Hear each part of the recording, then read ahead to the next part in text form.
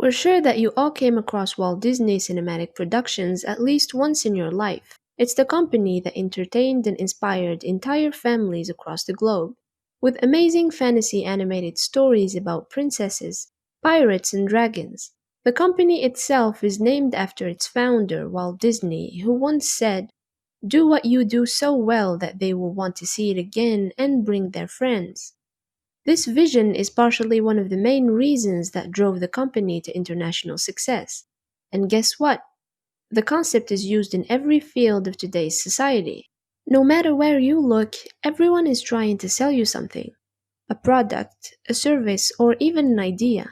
The marketing techniques they use in order to persuade you are getting better every day. But how does it affect you as a consumer? Here's a simple explanation of how the mechanism operates, so you can have a better understanding of it and avoid falling into the trap of buying things that you probably don't need so much. The first thing to know is that the modern marketing techniques can be divided into two major categories. The first one is psychological or neuromarketing. It's the type of marketing that revolves around deep studies conducted on the human brain and behavior. The idea is simple. Marketers and brands can affect the human decision-making process if they fully understand how it's performed in the first place. In other words, a commercial entity can attract more people to choose its products if it succeeded at cracking the human subconscious.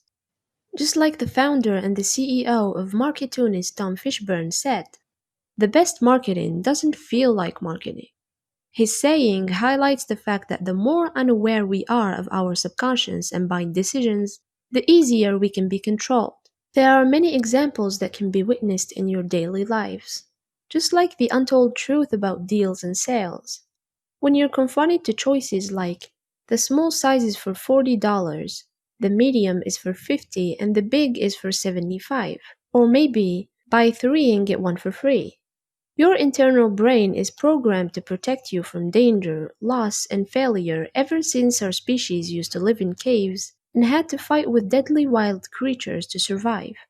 The concept changed nowadays, but your subconscious mind still thrives to protect you from making bad decisions that might harm your pocket or even your future.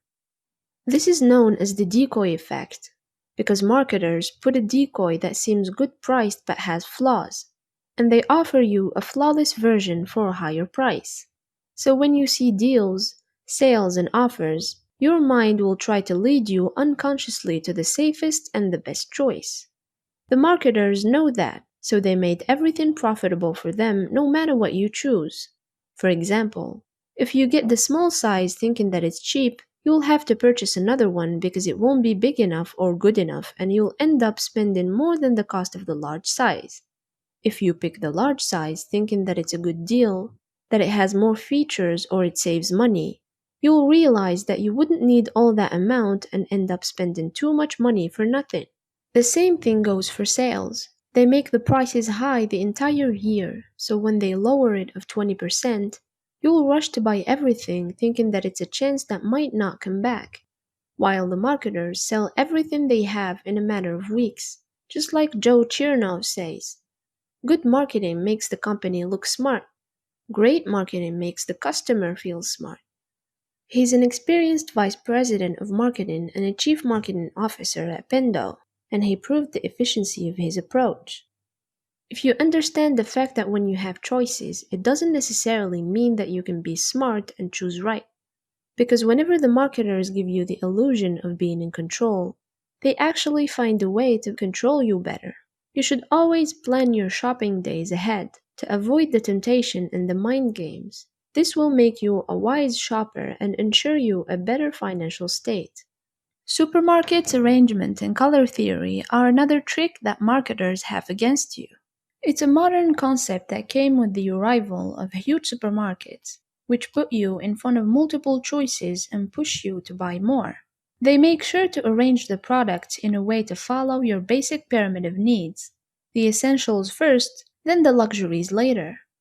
There are many examples of the mind games and tricks they use to collect as much money as possible from their customers, like the size of the shopping cart, for example. They make them really big so that even if you didn't intend to buy much, Your subconscious mind will not rest until you fill it up entirely. Your brain will feel like he's doing things effectively for your sake by trying to make your shopping experience benefic and efficient. But it doesn't mean that it's always the case, especially not when your mind is being played and controlled according to unconscious and automatic behavior.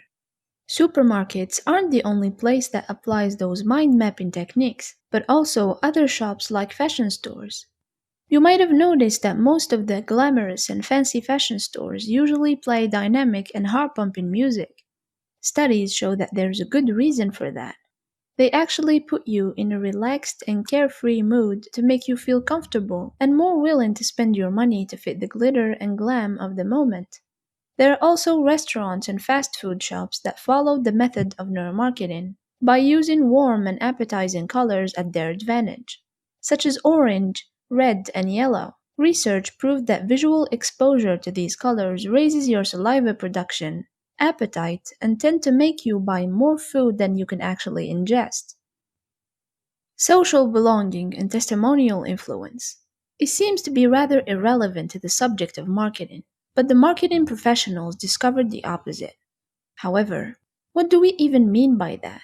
As human beings, we're programmed to seek belonging to a group of people with social and moral values.